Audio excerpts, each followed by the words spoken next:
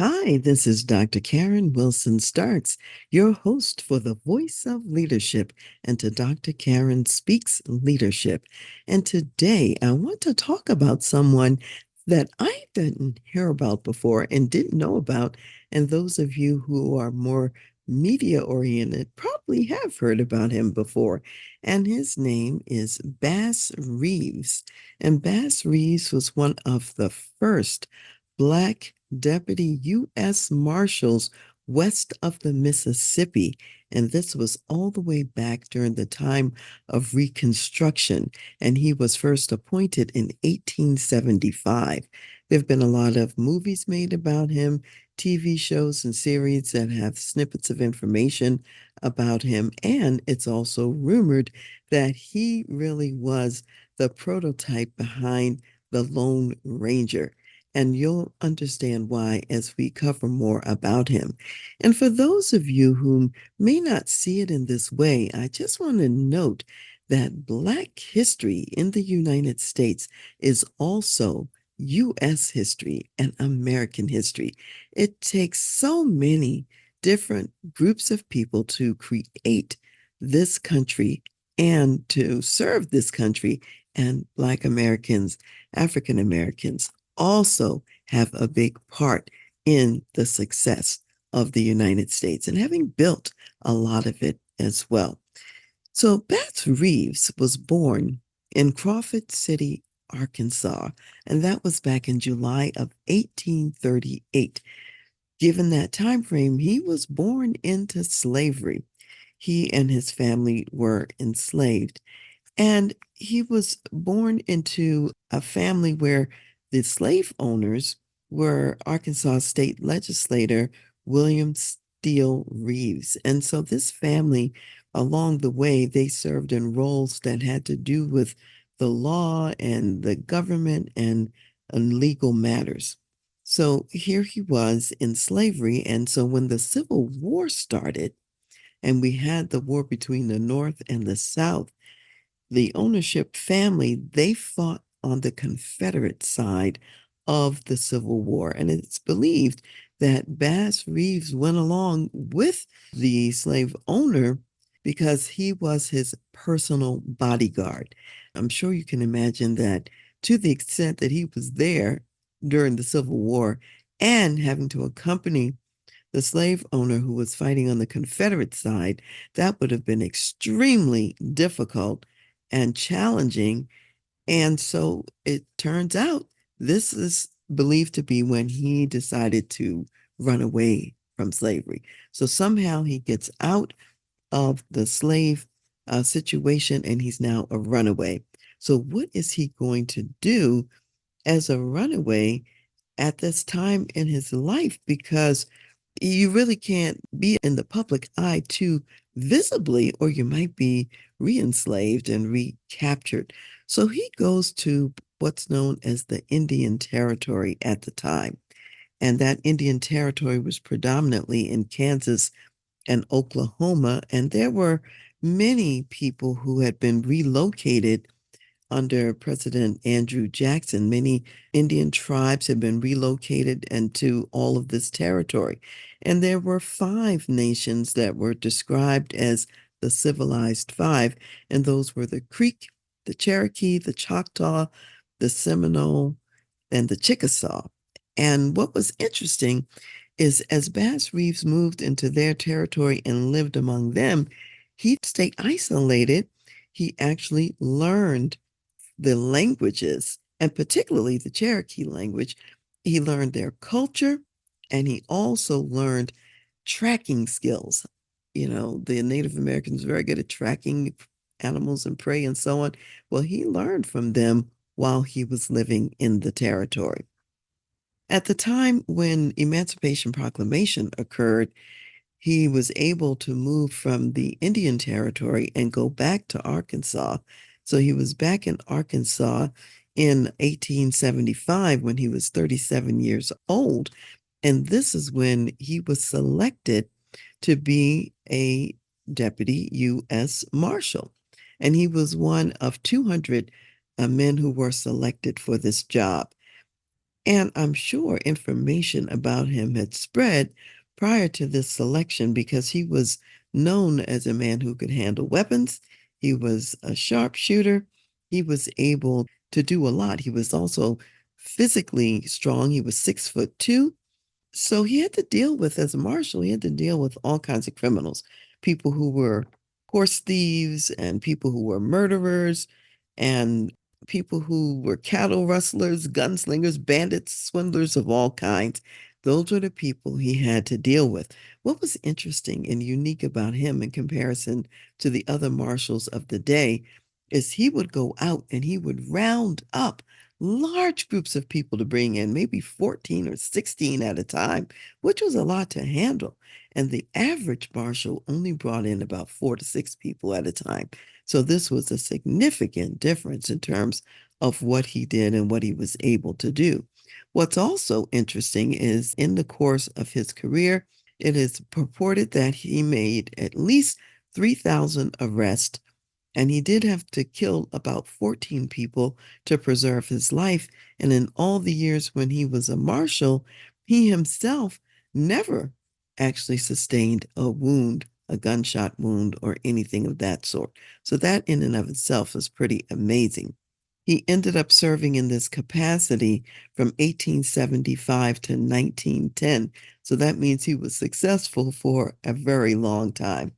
What was also interesting is that at that time, and because he was living in the areas of the territories, and these areas were not yet states, he had a lot of freedom, just like we talked about before when we were talking about Tulsa, Oklahoma during the Reconstruction years and before the Jim Crow laws came in, people had a lot of freedom, and the racists had a tendency to live more together than they did apart. And so you will see photographs of him with the other marshals of the day. And they were all there together doing a job together and having partnerships together to bring in the criminals. So he had to arrest white men as well for conducting crimes, doing crimes, and sometimes he often was alone as he was doing this work, and he apparently was very good at it and very successful at it. Now, life wasn't 100% perfect. There were challenges, of course, along the way. And in one case, he accidentally shot a man who was a cook in the posse. The story, as the story goes, he purportedly shot the man accidentally when he was cleaning his weapon. And as a real strong gunman, you would think that that wouldn't happen. However, somehow it did. But he maintained that he did not murder him. He maintained his innocence, that this was an error and this was a mistake. And one of the things to know about him is that he had a great reputation for being an honest man and being a man of integrity. And he did have to go to court over this situation. As a marshal, he worked for the famous hanging judge in Fort Smith, who was Judge Isaac Parker, and he had to show up in Isaac Parker's court in order to be tried for this crime. And as it turned out, he was very credible in his testimony, and therefore he was acquitted of that crime and did not have to serve time. Actually, I should say acquitted for this alleged crime, because in reality, he did not murder the guy. He said it was an accident. Now, interestingly, Bass Reeves was married twice. His first wife was Nellie Jenny, and he was married to her from 1864 to 1896 when she died, and that's what ended their marriage. He later married Winnie Sumter from 1900 until he died, and he had a total of about 11 children. And so one of the other things that happened in his life is that one of his sons was up on charges for killing his wife. And so he actually went out as a lawman and had to track down and bring his son into justice. So this was part of his history, and people knew he had done that in terms of being honest. He operated in the same way. Well, if this was somebody other than my son, I'd have to bring them to justice. And so he did not let the fact that this was his son stop him from bringing his son to justice. His son, he was tried for this crime and ended up having to serve about 11 years in prison.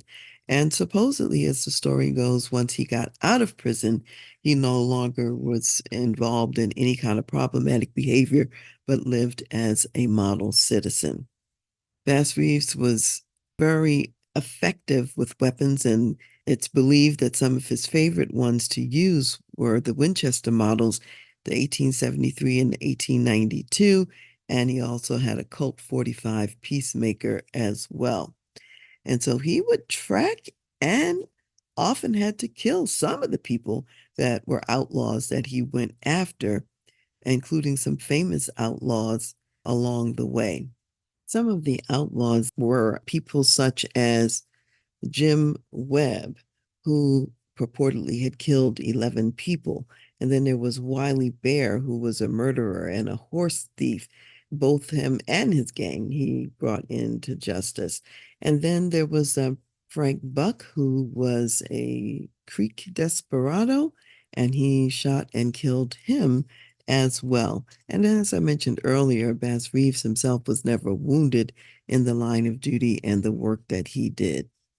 Later in his career and in his life, in about 1907, Oklahoma became a state. And that was problematic because that's when the Jim Crow laws came into the region, and the African American people really did not have the freedoms that they had before or to mingle with all the other races once the Jim Crow laws came in. And also, the service as a marshal ended with statehood, and he did serve in the Muskogee Police Department until the time of his retirement and then ultimately his death. And what was interesting is that he stayed employed almost until the time of his death, which was in January of 1910 at 71 years old. He died of nephritis, which was called Bright's disease, and that was in Muskogee, Oklahoma. And he was pretty robust until he got ill, and after his illness, he was no longer able to serve in the role. There are a number of honors that are attributed to him that came later, much later in his life. He never lived to see these things, but he's inducted in the Texas Trail of Fame. That happened in 2013. There's a statue of him in Pendergraft Park in Fort Smith, Arkansas, that was put up in 2012. And there's a Bass Reeves Memorial Bridge in Oklahoma. It's US 62 that spans the Arkansas River between Muskogee and Fort Gibson, and that was named in 2011. When you think about his descendants, some of them were also interesting. It turns out he was the great uncle of Paul Bragg, who was the first Black man who was appointed as a federal administrative law judge in 1972. His great grandson was also a part of the National Football League and the Canadian Football League as a player. His name was Willard Reeves. And then his great great great grandson was part of the National Hockey League as a player, and his name was Ryan Reeves. And then the Canadian Football League player, another great great great grandson, was Jordan Reeves. So his descendants went on to also do exceptional activities in their lives. What I want us to take from this brief account of Bass Reeves is to look a little bit at the leadership components of what he was doing. And there's 7 things that I want to highlight about his leadership. Number 1 is that he really pursued excellence.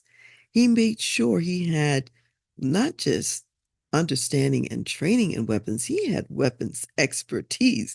He was a sharpshooter deluxe, if you will. And so he really pursued excellence in his craft, would be the first thing I would say. And number 2, I would say he was a continuous learner. While he was in the Indian Territory, he didn't just stay away or isolate himself. He became a part of that community and learned from them as well. So he spent a lifetime really as a continuous learner, and as part of that, being a boundary spanner. He had white colleagues when he was a marshal. He had Indian associates and colleagues throughout his life in the territory and beyond. And so that's a great thing. And when we think about diversity, equity, and inclusion, he was already into D&I back in the day, and certainly lived amongst the people, lots of different diverse people.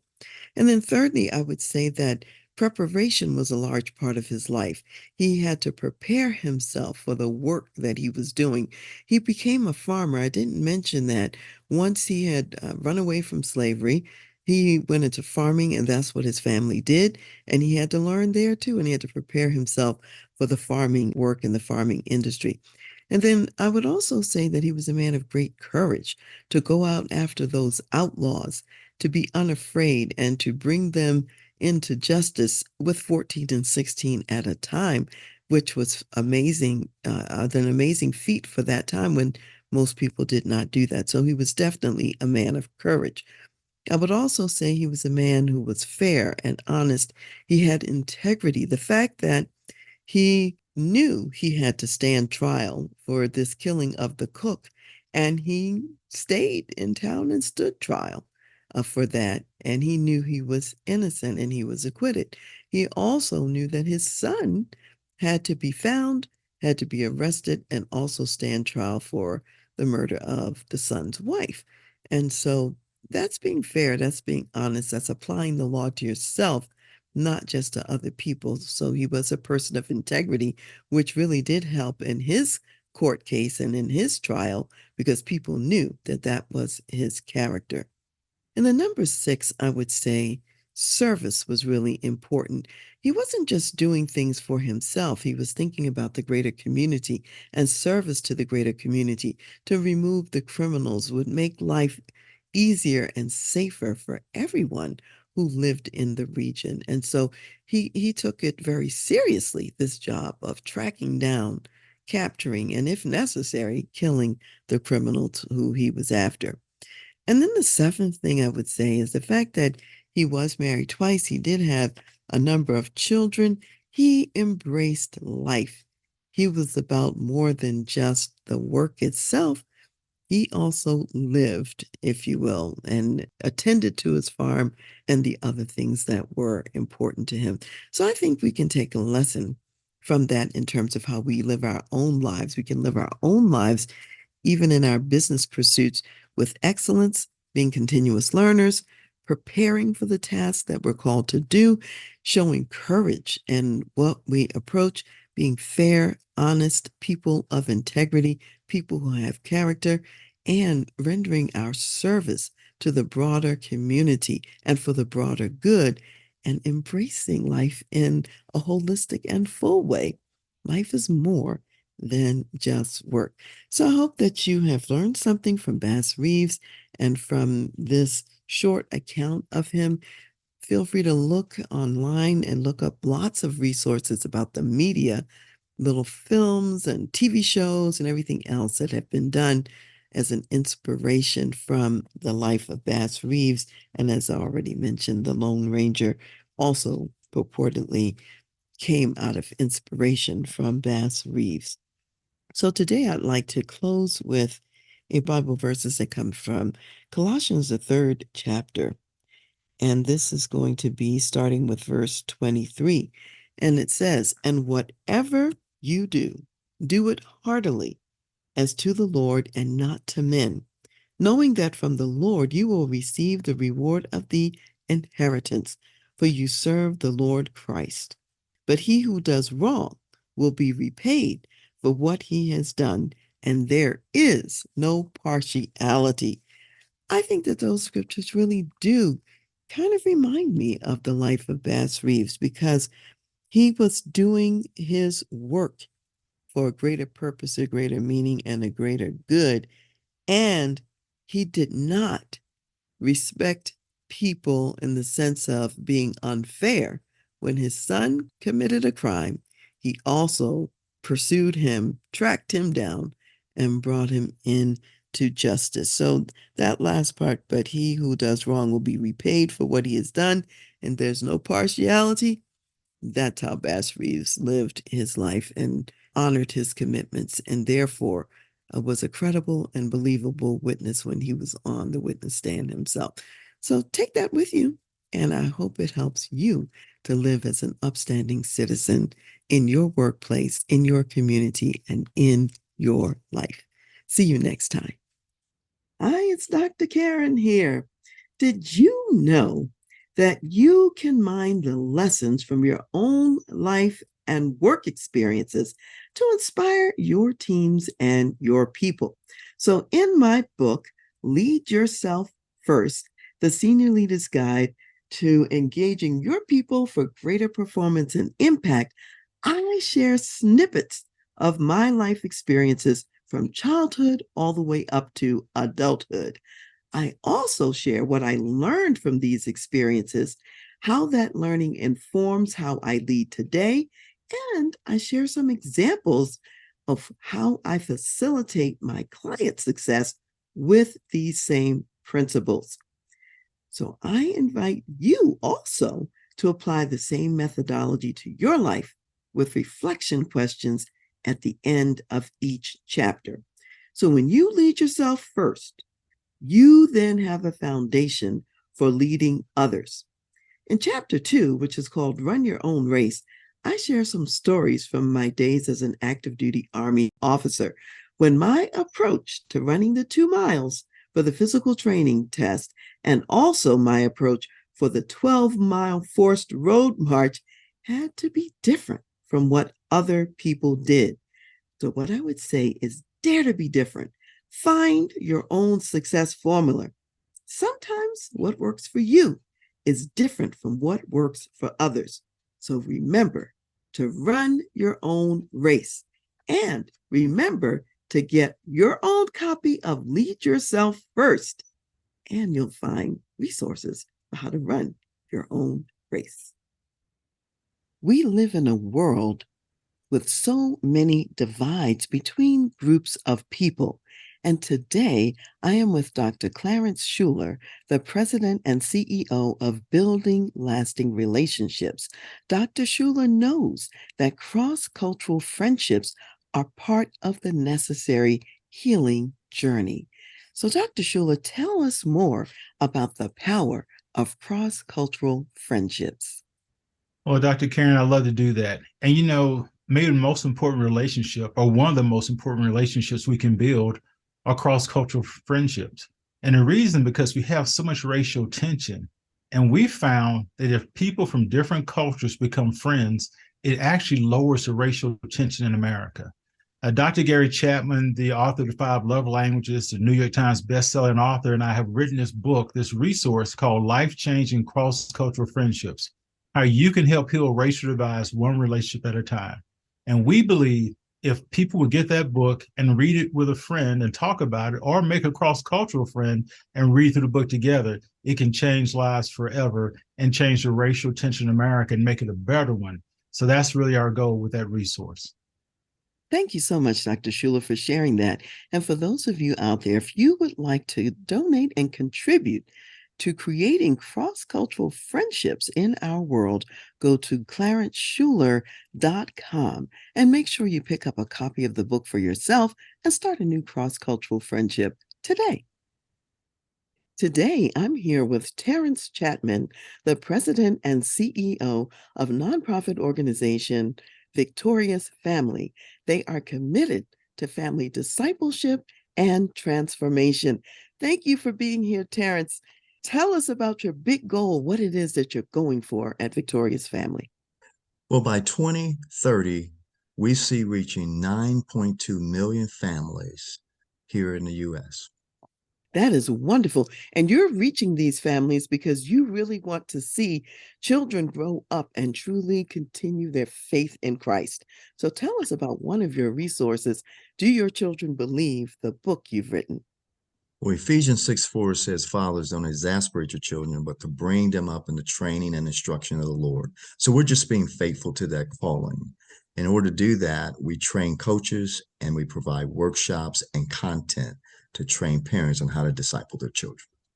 That is phenomenal. So, how can people find out more about the ministry and the other tools and resources you have available, and also how they can donate to support the ministry? Well, one of those tools is Do Your Children Believe, a book that we've published by Thomas Nelson, and you can find that at victoriousfamily.org. Fantastic. All right, so there you have it. You want your family to be victorious? Go to victoriousfamily.org.